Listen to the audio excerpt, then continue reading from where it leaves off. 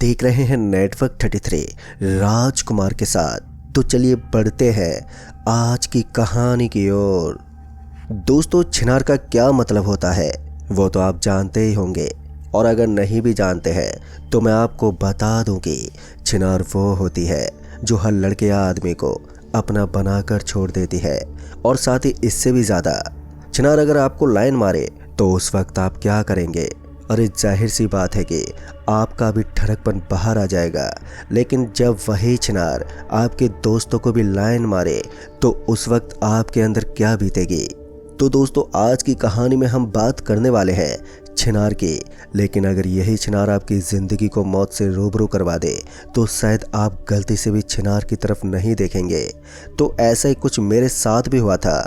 नमस्कार दोस्तों, मेरा नाम पंकज है और मैं यूपी के इटावा ज़िले का रहने वाला हूं, और मेरे दो दोस्त विजय और दीपक भी मेरे ही गांव में रहते हैं। हम तीनों ही शुरू से ठरकी थे। हम जहां भी जाते वहीं पर किसी न किसी लड़की को लाइन मारने लगते, पर हमारी बदकिस्मती ये थी कि हमें कोई भी लड़की पसंद ही नहीं करती थी। पता नहीं भगवान ने शायद हमारे हाथों की लकीरों में लड़की दी ही नहीं थी। फिर ऐसे ही एक दिन हमारे एक करीबी दोस्त विक्रम की शादी तय हो गई थी, तो हमें उसकी शादी में जाना था। शादी परसों की थी। फिर मैंने विजय और दीपक को कह दिया, और उसके बाद परसों हम लोग अपनी बाइक से निकलने वाले थे, क्योंकि विक्रम का गांव हमारे गांव से 10 किलोमीटर की दूरी पर था, इसलिए हम अपनी बाइक से जाने वाले थे। फिर वो दिन भी आ गया, और उसी वक्त हम तीनों रात के 8 बजे अपने घर से निकल पड़े। मेरे पीछे विजय बैठा हुआ था और दीपक अकेले अपने बाइक पर था। मैं बाइक को चलाए जा रहा था। फिर हम लोगों ने बाइक की स्पीड को तेज कर दिया, क्योंकि रात का वक्त था और उस वक्त रोड पूरी तरह से खाली नजर आ रहा था। फिर कुछ समय के बाद हम लोग शादी में पहुंच गए, और शादी में पहुंचने के बाद हम सीधा विक्रम से जाकर मिले, जो कि दूल्हे के लिबास में सजा हुआ था। विक्रम से मिलने के बाद हम लोग बाहर आ गए, क्योंकि बारात भी निकलने वाली थी। हम लोग गाड़ी के अंदर बैठ गए, और जब बारात लड़की वाले के यहाँ पर पहुंची तो वहाँ पर हमारी आंखें एक खूबसूरत लड़की को ढूंढने लगी। फिर इसी बीच हमारी नज़रें सामने बज रहे डीजे पर गई, जहाँ पर कुछ लड़की डांस करती हुई दिख रही थी। उन लड़कियों को डांस करता हुआ देख हम तीनों उनके पास जाकर उनका डांस देखने लगे।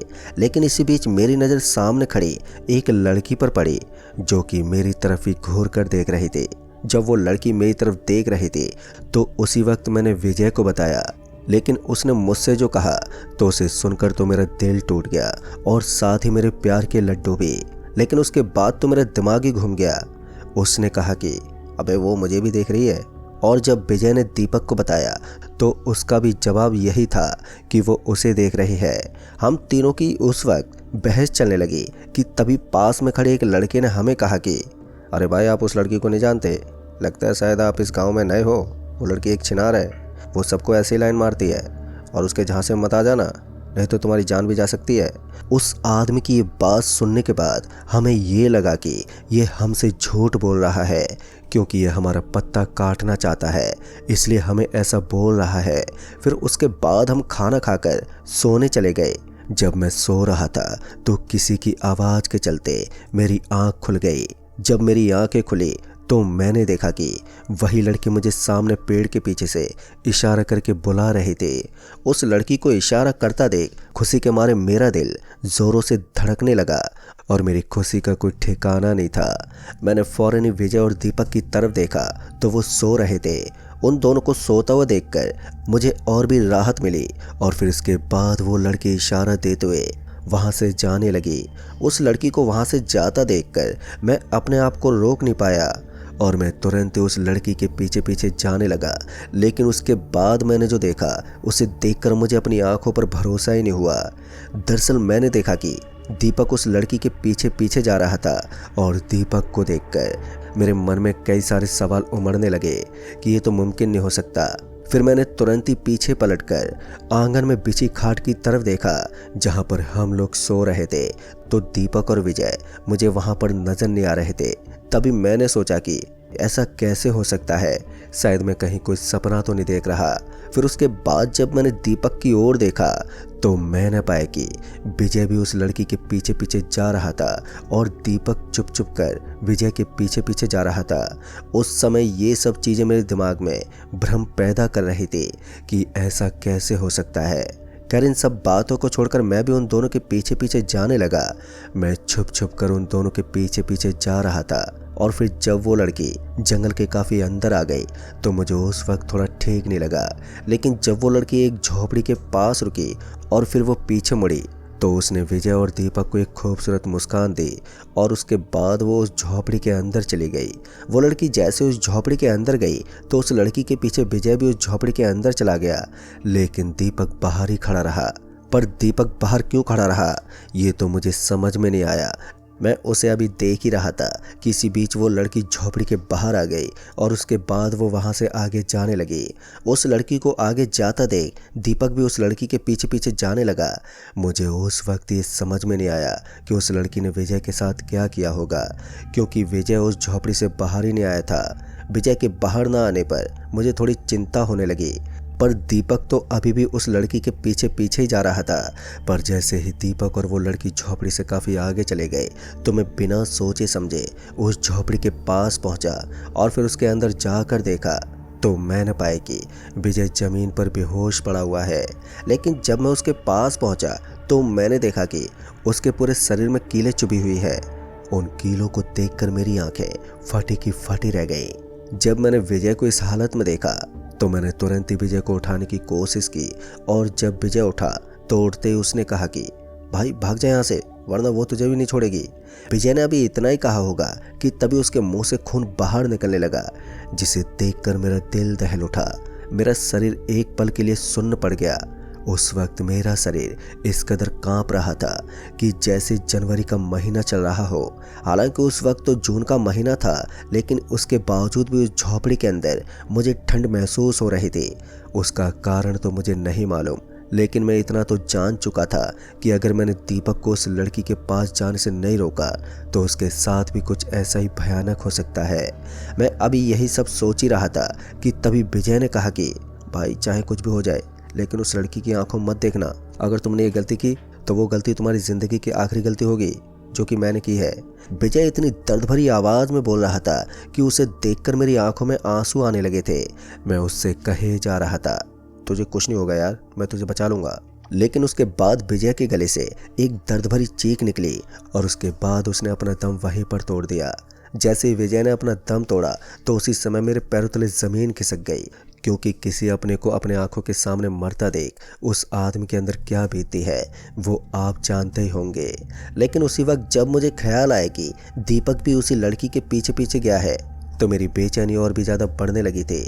मैं उस वक्त घबराने लगा और फिर उसी के चलते मैं विजय को वहीं पर छोड़कर दीपक के पास जाने लगा।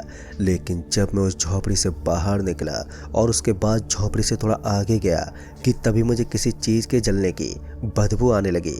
और फिर जब मैंने पीछे देखा तो मुझे बिल्कुल भी विश्वास नहीं हो रहा था, क्योंकि वो झोपड़ी मेरे आंखों के सामने जल रही थी। उस झोपड़ी को अपनी आंखों के सामने जलता देख मैं बिना सोचे समझे उस झोपड़ी के पास गया और जब मैंने उस झोपड़ी के अंदर जाने की कोशिश की कि तभी आग की लपटें और भी ज़्यादा तेज हो गई, जिस वजह से मैं अंदर ना जा सका।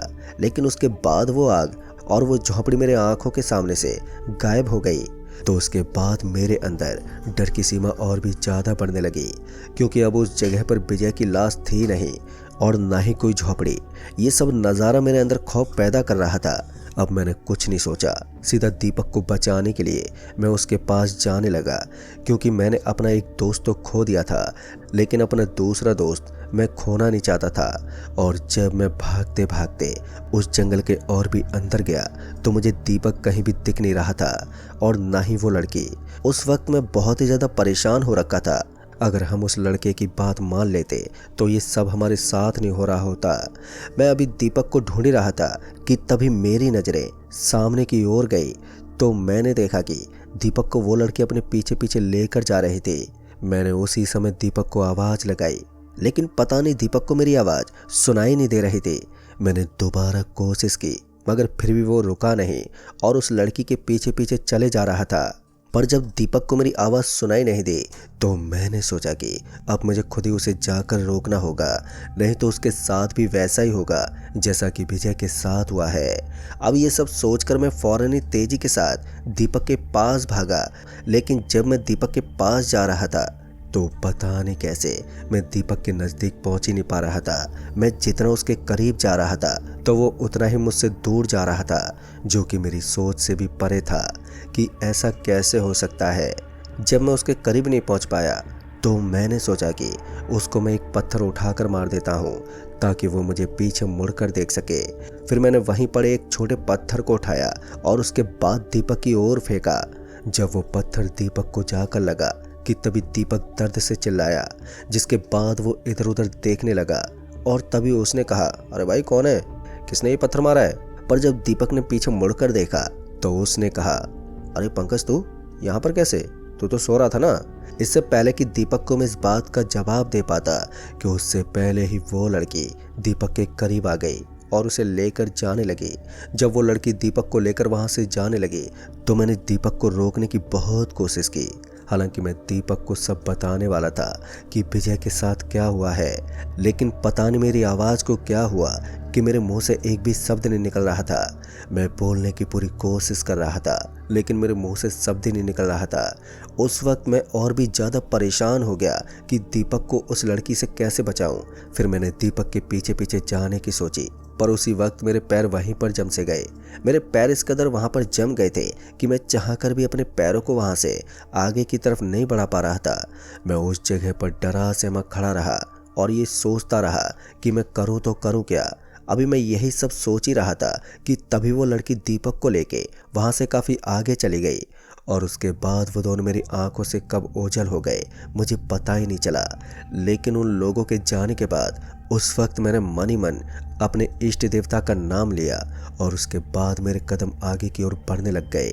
जैसे मेरे कदम आगे बढ़ने लगे तो मैंने पाया कि अब मेरा गला भी बिल्कुल ठीक हो गया है। तो फिर मैं बिना कुछ सोचे समझे और बिना पीछे मुड़े दीपक को बचाने के लिए जाने लगा।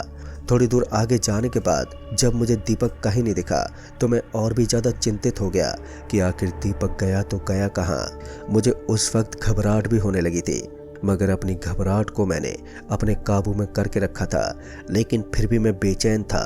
जब मैं थोड़ा और आगे गया तो मैंने देखा कि वहाँ पर एक बरगद का पेड़ है और उस बरगद के पेड़ को देखकर ऐसा लग रहा था जैसे कि ये काफ़ी साल पुराना पेड़ है, क्योंकि उस बरगद के पेड़ की जड़ें बाहर निकल कर आ रही थी।